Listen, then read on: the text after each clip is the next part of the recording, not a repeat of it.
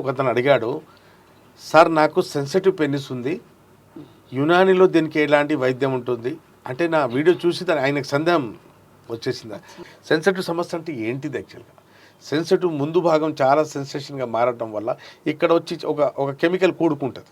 Sensitive penis అంటే substance P అనే chemical బాగా కూడుకోవటం వల్ల ముందు భాగం, అంగం ముందు భాగం సెన్సేషన్ బాగా పెరిగిపోయి యోని లోపల అంగం పెడుతుండగానే ఆ లోపల ఉన్న మజల్స్ తడికి వెచ్చదనానికి తొందరగా వీర్యం బయటికి వస్తుంటుంది.